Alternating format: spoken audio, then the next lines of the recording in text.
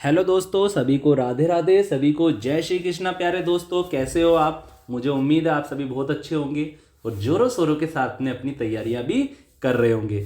देखिए दोस्तों, आज हम पढ़ेंगे बहुत ही इंपॉर्टेंट टॉपिक पढ़ेंगे जेनेटिक डिसऑर्डर के बारे में। क्लास 12th की जो एनसीईआरटी की जो बायोलॉजी।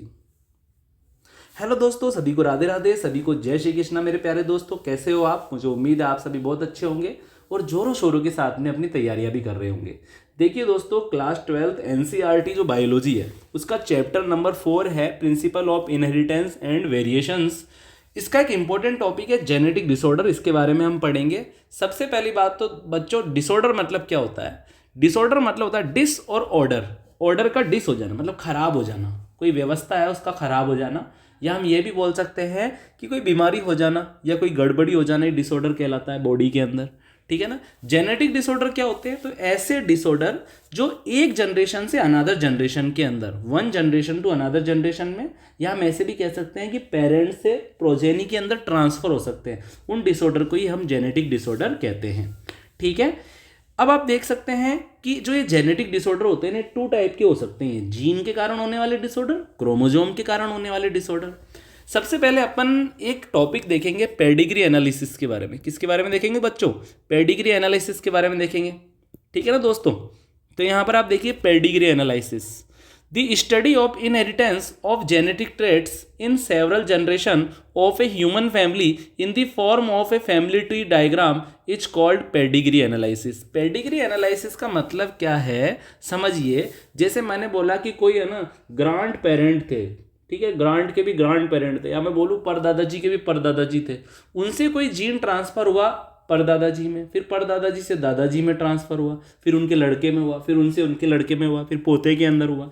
तो यहाँ पर आप देख सकते हैं कि कोई कैरेक्टर है या कोई बीमारी है जो जनरेशन टू जनरेशन चली आ रही है पुरानी पीढ़ियों से।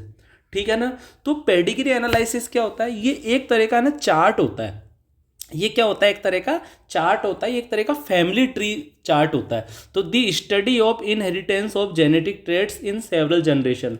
भैया कोई कोई मैं बोलूँ कोई फैमिली है, उस फैमिली के अंदर बहुत सारी जनरेशन्स है। ठीक है ना। अब उन जनरेशन के अंदर कोई जेनेटिक डिसऑर्डर या कोई जेनेटिक ट्रेट, जेनेटिक ट्रेट मतलब होता है जेनेटिक कैरेक्टर जो जनरेशन टू जनरेशन ट्रांसफर होता है। तो कोई जेनेटिक डिसऑर्डर या genetic traits generation to generation कैसे ट्रांसफर हो रहा है, जनरेशन टू जनरेशन कैसे ट्रांसफर हो रहा है, इसको शो करने के लिए एक चार्ट जैसा बना दिया जाता है, ट्री जैसा डायग्राम बना दिया जा सकता है। उसी को हम ह्यूमन फैमिली चार्ट के नाम से भी जानते हैं, ह्यूमन फैमिली का ट्री के नाम से भी उसको जानते हैं। उसी को हम पेडिग्री एनालिसिस कहते हैं। तो the study of inheritance of genetic traits in several generations of a human family in the form of a family tree diagram is called pedigree analysis.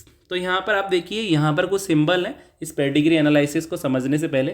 जैसे मेल के लिए ये चौकोर डब्बा हो गया, ठीक है, फीमेल के लिए ये हो गया ये सर्कल, ठीक है, और सेक्स अनस्पेसिफाइड, जब सेक्स ही पता नहीं है किसी का तो ये वाला सिंबल बनेगा। जब ये आप देखिए मेल फीमेल और सेक्स अनस्पेसिफाइड मतलब सेक्स फिक्स नहीं है, ये जब रेड कलर के दिए हुए हो तो समझ जाना अफेक्टेड इंडिविजुअल है, मतलब इनमें कुछ ना कुछ जेनेटिक डिसऑर्डर या कोई जेनेटिक इनके अंदर बीमारी है। ठीक है। फिर यहाँ पर आप देखेंगे कि मेटिंग हो रही है। इस लाइन का मतलब क्या है? कि दोनों में मेटिंग हो रही है, मेल फीमेल में। ठीक है। और जब डबल लाइन है ना मेल फीमेल के बीच में, तो इसका मतलब है मेटिंग बिटवीन रिलेटिव्स। ठीक है। यानी कि परिचितों के अंदर या रिश्तेदारों के अंदर मेटिंग हो रही है। ठीक है। और यहाँ पर आप देखिए, यहाँ पर क्या दिया हुआ? देखो एक डायग्राम है, parent above and children below in order of birth left to right. यहाँ पर आप देखिए कि यहाँ पर ये फादर है, ये मदर है। ठीक है। फिर इनके देखो दो बच्चे हुए, एक लड़की हुई एक लड़का हुआ, वही फीमेल और मेल हुई। ठीक है ना। तो ये यहाँ पर आप देख सकते हैं नॉर्मली पेरेंट्स है और नॉर्मली बच्चे हैं। इसके बाद में आप देख सकते हैं यहाँ पर पेरेंट्स दिए हुए, parents with male child affected with disease. यहाँ पर आप देख सकते हैं कि ये फादर है मदर है जिनमें कोई बीमारी के कैरेक्टर दिख नहीं रहे हैं, क्योंकि ये दोनों ही हो सकता है, वेक्टर हो सकते हैं, वाहक हो सकते हैं, जबकि एक अफेक्टेड बच्चा लड़का पैदा हो गया इनके। ठीक है। फिर यहाँ पर आप देख सकते हैं 5 अनअफेक्टेड ऑफस्प्रिंग है। यहाँ पर 5 क्या है? यहाँ पर अनअफेक्टेड ऑफस्प्रिंग है।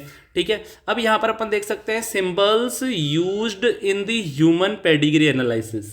ठीक है। यहाँ पर ये सिंबल है, ये याद कर लेना। ठीक है। अब दोस्तों आई होप आपको ये पेडिग्री एनालिसिस वाली बात तो समझ में आ गई होगी। ठीक है, अब नेक्स्ट क्लास के अंदर हम क्या पढ़ेंगे, नेक्स्ट क्लास के अंदर हम पढ़ेंगे जेनेटिक डिसऑर्डर के अंदर दो टाइप, एक तो मेंडेलियन डिसऑर्डर और सेकंड नंबर पे हम पढ़ेंगे क्रोमोजोमल डिसऑर्डर के बारे में। तो मिलते हैं अगली क्लास के अंदर। सभी को राधे राधे, सभी को जय श्री कृष्णा दोस्तों।